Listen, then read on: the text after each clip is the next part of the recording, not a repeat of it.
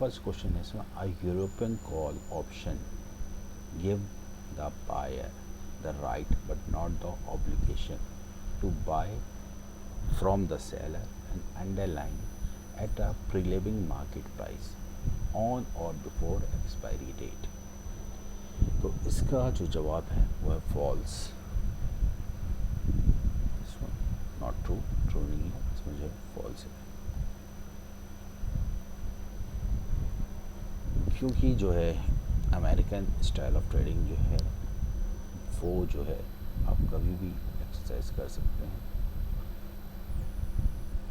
लेकिन जो European style of trading होता है वो आप ओनली एक्सपायरी वाले दिन ही एक्सरसाइज किए जा सकते हैं। ठीक है, तो सही जवाब है इसका फॉल्स। तो इसलिए क्वेश्चन को जो है बेसिकली आपको ध्यान से पढ़ना ज़रूरी है। ओके, नेक्स्ट क्वेश्चन है इसके अंदर कि a put option give the buyer right to sell of how much of the underlying to the writer of the option. ठीक है, तो वो कितना आपको राइट टू सेल है। ठीक है, एनी क्वांटिटी, कोई भी क्वांटिटी हो सकती है, only the specific quantity lot of the option contract. ठीक है, द स्पेसिफिक क्वांटिटी और less than the specified quantity, और चौथा ऑप्शन है स्पेसिफाइड क्वांटिटी और मोर देन। तो ठीक है, तो इसका जो सही जवाब है वो है B, only the specified quantity. इसके अंदर क्या है, ऑप्शंस कॉन्ट्रैक्ट के अंदर आपको पता है कि लॉट साइज़ होती है, और जो भी लॉट साइज़ होता है आपको लॉट के मल्टीपल में ही खरीदना होते हैं। तो अगर मान लीजिए निफ्टी का लॉट साइज़ अगर 75 का है तो आप मिनिमम एक लॉट में काम कर रहे हैं। ठीक है,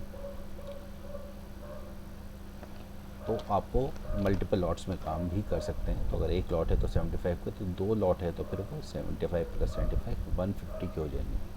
ठीक है, तो इसमें ऐसा नहीं है कि आपने 150 की दो लॉट ली है तो आपने सोचा कि 100 निकाल दो, इसमें से 50 रहने दो। ठीक है, तो इसके अंदर जो स्पेसिफाइड क्वांटिटी है, जो लॉट साइज फिक्स है, उसी के मल्टीपल में ही आप काम कर सकते हैं। तो अगर एक लॉट है और एक लॉट अगर 75 की है तो आपको पूरा 75 जो फिक्स है वही सेल करना है। ऐसा नहीं है 75 में से हमने 5 निकाल दिए या 10 पॉइंट निकाल दिए। ठीक है, तो जो स्पेसिफाइड क्वांटिटी है, B is the correct answer, इसको ही आपको राइट दिया गया है। ठीक है, नेक्स्ट क्वेश्चन है इन द मनी ऑप्शन। जो इन द मनी ऑप्शन होता है एक्चुअल में वो क्या होता है। ठीक है, तो इन द मनी जैसे कि आपने ऑप्शन स्क्रीन पर होता है, 3 तरह की होती हैं। जहाँ पर प्राइस चल रहा होता है वो आपका एट द मनी होता है, जो स्ट्राइक प्राइस से ज़्यादा की वैल्यू होती है वो आउट ऑफ मनी होती है, और जो प्राइस से नीचे, जहाँ पर मार्केट चल रही है उससे नीचे की जो वैल्यूज़ होती हैं वो हमारी इन द मनी की ऑप्शन होती है। तो मान लीजिए निफ्टी अगर चल रहा है 25,040, ठीक है, तो 25,000 के जो नीचे के लेवल्स होंगे, ठीक है, वो सारे इन द मनी होंगे। जैसे 25,000 लेवल हो गया, ठीक है, और इसके नीचे के जितने भी लेवल होंगे वो सारे इन द मनी के ले जाएंगे। ठीक है, तो इन द मनी के अंदर क्या होता है कि उनकी कुछ ना कुछ इंट्रिंसिक वैल्यू होती है। तो अगर मार्केट आज एक्सपायर हो जाए तो इस कॉन्ट्रैक्ट की वैल्यू स्टिल जो है 40 पॉइंट है, तो 40 पॉइंट जो है वो इसकी इंट्रिंसिक वैल्यू रहेगी। तो इन द मनी के अंदर हमेशा इंट्रिंसिक वैल्यू होती है। तो इसका जो राइट आंसर है वो है C, an option with a positive intrinsic value. ठीक है, तो third option is a correct option. Next question की तरफ मूव करते हैं हम। An option with a delta of 0.5 will increase the value approximately of how much if the underlying price increase by 2। ठीक है, तो अगर किसी चीज़ के डेल्टा की वैल्यू 0.5 है और उसका प्राइस अगर 2 रुपये बढ़ता है तो उसके प्रीमियम में कितना चेंज आएगा। तो 0.5 अगर है तो उसका 2 पॉइंट बढ़ने पर उसके अंदर सही आंसर है इसका 1 रुपये की उसके अंदर मूवमेंट आएगी। ठीक है, नेक्स्ट क्वेश्चन की तरफ हम मूव करते हैं। 25 नंबर क्वेश्चन है, एक्सचेंज ट्रेडेड ऑप्शंस आर। जो एक्सचेंज के ऊपर ऑप्शन ट्रेड किए जाते हैं वो क्या होते हैं। क्या वो स्टैंडर्डाइज ऑप्शंस होते हैं, always in the money option होते हैं, कस्टमाइज ऑप्शंस होते हैं, ऑलवेज आउट ऑफ मनी होते हैं। अब देखिए ऐसा तो नहीं है ना ऑप्शन जो है वो सिर्फ इन द मनी ट्रेड होंगे, बाकी ट्रेड नहीं होंगे, ठीक है, या सिर्फ आउट ऑफ मनी ट्रेड होंगे, सभी तरह के ऑप्शन होते हैं और वो कस्टमाइज नहीं होते, वो स्टैंडर्डाइज होते हैं, कस्टमाइज होते हैं OTC कॉन्ट्रैक्ट होते हैं, ठीक है। तो सही आंसर है इसका स्टैंडर्डाइज ऑप्शन, ठीक है, not customise, standardise. Next question की तरफ हम मूव करते हैं।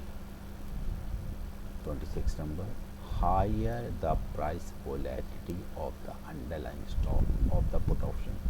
तो अगर किसी प्राइस के अंदर वोलेटिलिटी अगर ज़्यादा है तो क्या होगा, ठीक है। तो अगर मार्केट में वोलेटिलिटी ज़्यादा होती है तो क्या होगा, higher would be the premium, क्या प्रीमियम ज़्यादा होगा, lower would be the premium, premium low होगा, ठीक है, नील होगा, nil would be the premium, या volatility does not affect put value, क्या वॉलेटिलिटी से मार्केट पुट की वैल्यू अफेक्ट नहीं होती है, ठीक है। जब मार्केट के अंदर वॉलेटिलिटी ज़्यादा होती है, उतार चढ़ाव बहुत ज़्यादा होता है, अनसर्टेनिटी होती है, तो प्रीमियम ज़्यादा होते हैं। तो सही जवाब है इसका A option, higher would be the premium. The next one is in which option is the strike price better than the market price, ठीक है। तो किस ऑप्शन में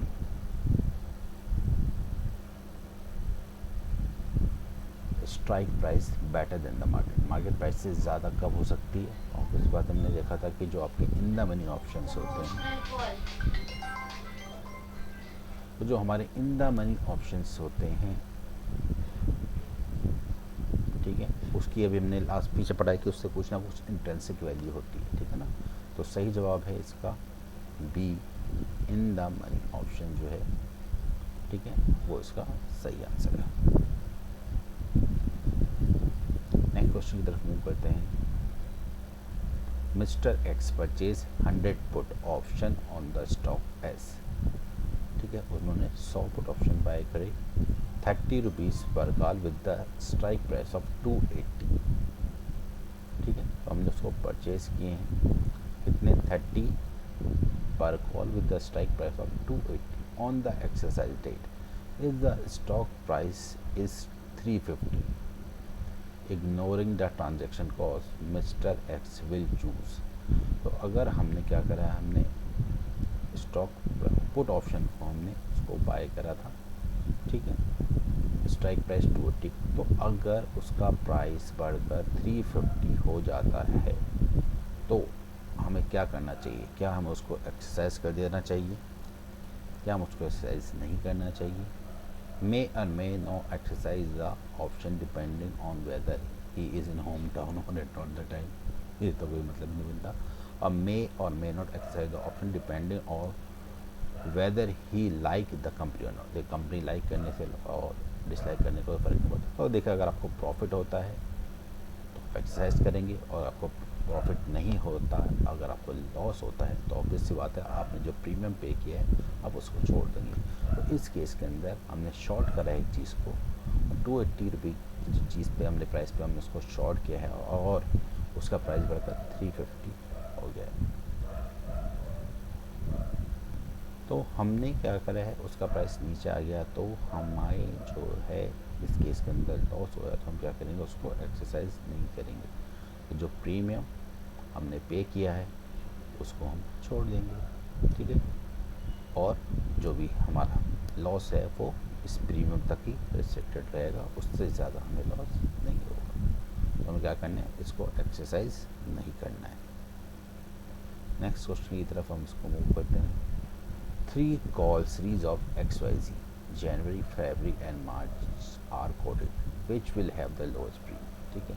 तो देखिए 3 महीने का अगर आप कॉन्ट्रैक्ट की बात करें तो अगर मान लीजिए करंट मंथ जनवरी है, this is current month, next month अगर फरवरी है, थर्ड मंथ अगर मार्च है, तो ऑल ऑफ इक्वल तो नहीं रहेंगी, ठीक है। तो जितना प्रीमियम दूर का होता है उतना ज़्यादा टाइम वैल्यू होने की वजह से उसका प्रीमियम बढ़ जाता है। तो सबसे नियरेस्ट मंथ जो है वो जनवरी का है, तो जनवरी का प्रीमियम सबसे कम होगा, फरवरी का उससे ज़्यादा होगा और मार्च का उससे भी ज़्यादा होगा। तो सही जवाब है इसका ए। Now next question is which is the ratio of change in open option premium for the unit change in interest rate, कि अगर इंटरेस्ट रेट में चेंज आता है तो कौन सा जो ऑप्शन ग्रीक है वो अफेक्ट करता है। क्या वो वेगा है या रो है, थीटा है या गाम है? ठीक है, तो इसका सही जवाब है रो। वेगा जो होता है वो वोलेटिलिटी की वजह से होता है, मार्केट में अगर वोलेटिलिटी होती है उसकी वजह से करता है। थीटा जो होता है वो टाइम वैल्यू को अफेक्ट करता है, और गामा जो होता है वो डेल्टा की वैल्यू को अफेक्ट करता है। ठीक है, तो जो इंटरेस्ट रेट के लिए रो वाला जो ऑप्शन ग्रीक है वो सही जवाब है। नेक्स्ट क्वेश्चन की तरफ मूव करते हैं कि if you sell a put option, यहाँ पर हमने पुट ऑप्शन को सेल किया है एट द प्रीमियम ऑफ 40 और 40 रुपये का प्रीमियम हमने यहाँ पर रिसीव किया है। So how much is the maximum gain that you may have on this expiry of this position. अब देखिए इसमें भी आपको क्वेश्चन जो है बहुत ज़्यादा ध्यान से पढ़ना है। ठीक है, जब भी हम किसी चीज़ को सेल करते हैं, ठीक है ना, सेल करने पर हम एक प्रीमियम रिसीव करते हैं, और जब हम सेलर होते हैं और जो प्रीमियम हम रिसीव करते हैं वही हमारा मैक्सिमम प्रॉफिट होता है, उससे ज़्यादा हमें प्रॉफिट नहीं होता। ठीक है, तो 40 is the correct answer, this is the correct answer, option B would be the right answer. ठीक है, नेक्स्ट क्वेश्चन जाते हैं। If an investor buy a call option with a lower strike price and sell another call option with the higher strike price, both of the same underlying and same expiry। ठीक है, तो अगर आप same expiry same underline को use कर कर आपने एक कॉल ऑप्शन जो लोअर स्ट्राइक की थी, जैसे लाइक इन द मनी या एट द मनी वाली आपने बाय कर ली, और दूसरी आपने सेल कर दी हायर स्ट्राइक प्राइस की। ठीक है, जैसे आउट ऑफ मनी वाली जाकर आपने सेल कर दी, तो उसको हम क्या बोलते हैं? क्या वो बुलिश स्प्रेड है, क्या वो बेरिश स्प्रेड है, या वो बटरफ्लाई स्प्रेड है, वो कैलेंडर स्प्रेड है? ठीक है, तो इसका सही जवाब है ए, बुलिश स्प्रेड। उसको हम बोलते हैं बुल कॉल स्प्रेड। ठीक है, तो सही जवाब इसका है that is bull call spread. तो हमने क्या करते हैं इस केस के अंदर, बुल कॉल स्प्रेड में हम एक कॉल खरीदते हैं। ठीक है, तो ये एक हैजिंग स्ट्रेटजी होती है, इसमें हम एक कॉल बाय करते हैं कि वो इन द मनी भी हो सकती है और आउट ऑफ मनी भी होती है। It can be in the money और it can be ATM, in the money और ATM। और सेम वे हम क्या करते हैं, आउट ऑफ मनी वाली को हम सेल कर देते हैं। ठीक है, तो हमने क्या करा, इस वाली को हमने बाय करा और इस वाली को हमने OTM को हमने सेल कर दिया। तो जिसका प्रीमियम ज़्यादा था वो हमने पे करा, और जिसका प्रीमियम कम था उसको हमने सेल कर दिया। तो इसके अंदर हमारा जो प्रीमियम है या जो हैजिंग की वजह से हमारा जो इन्वेस्टमेंट है वो कम हो जाएगी। मान लीजिए इसका प्रीमियम जो है वो 40 रुपीज़ है और इसका जो प्रीमियम है वो 10 रुपये, तो हमने 40 रुपये पे किए और 10 रुपये हमने रिसीव करे, तो टोटल जो नेट पे हुआ वो हमारा 30 का हुआ। ठीक है, तो इस केस के अंदर क्या होता है कि हमारा इन्वेस्टमेंट जो है वो कम हो जाता है, 40 के बदले हमने सिर्फ 30 रुपीज़ पे करने पड़े। ठीक है, इसको हम बोलते हैं बुल कॉल स्प्रेड। ठीक है, नेक्स्ट क्वेश्चन की तरफ मूव करते हैं, that is question number 33। On the derivative exchange all order entered on the trading system are price exclusive of brokerage. ठीक है, तो जो ट्रेडिंग सिस्टम होता है उसके अंदर जितने भी ऑर्डर करते हैं क्या वो उसके अंदर ब्रोकरेज इंक्लूड होता है या एक्सक्लूड होता है? तो ऑब्वियसली बात है, सही जवाब है इसका ट्रू, वो एक्सक्लूड होता है, इंक्लूड नहीं होता। ठीक है, तो ट्रेडिंग चार्जेस जो है वो आपको अलग से देने होते हैं, ब्रोकरेज के जो चार्जेस होते हैं। नेक्स्ट है क्वेश्चन आपका, trader has bot 100 share of XYZ stock 780 पर शेयर। ठीक है, तो उसने 100 शेयर को बाय करा है। ठीक है, 780 पर शेयर के हिसाब से, मतलब कैश मार्केट को उसने बाय किया। He expect the price to go up but want to protect himself if the price fall. ठीक है, तो उसने कैश मार्केट के अंदर इतने शेयर्स खरीदे हैं, 780 शेयर पर 780 के प्राइस के ऊपर 100 शेयर खरीदे हैं, तो this would be the investment. ठीक है, he want to protect himself from the price fall. अब उसे डर लग रहा है कि अगर मार्केट नीचे आ जाएगी तो उसको लॉस हो सकता है, ठीक है, उस लॉस, ठीक है, he does not want to lose more than 1000, तो वो 1000 से ज़्यादा जो है इसके अंदर लॉस बेयर नहीं करना चाहता, ठीक है। उस केस के अंदर वो क्या कर सकता है, ठीक है। पहला ऑप्शन है place a limit sell order of 100 share 770, ठीक है, 770 के ऊपर वो एक लिमिट सेल ऑर्डर सेट कर सकता है। दूसरा place a stop loss order, ठीक है, स्टॉप लॉस लगा सकता है 770 पर शेयर के ऊपर। Place a limit buy order of 100 share 790 per share, no, and place a limit of buy order of 100 share और 770। अब 770 के ऊपर अगर वो बाय ऑर्डर लगाता हो तो 100 शेयर और ख़रीद लेगा, ठीक है। यहाँ पर आप बाय करो तो 790 के ऊपर 100 शेयर और आ जाएंगे आपके पास, तो ठीक है। और इस वाले केस के अंदर भी आप सेल ऑर्डर लगा दोगे तो आपका 770 के ऊपर जो है सेल हो जाए। तो सही जवाब है इसका प्लेस अ स्टॉप लॉस, ठीक है। तो यहाँ पर आपको जो है स्टॉप लॉस लगा देना है कि इन केस अगर मार्केट जो है 770 के प्राइस के नीचे आ जाए तो आपका स्टॉप लॉस लग जाए और आपका ट्रेड एक्सिट हो जाए और आपको मैक्सिमम जो है उस केस के अंदर 10 रुपये पर शेयर का लॉस हो। तो B is the correct answer. Now next.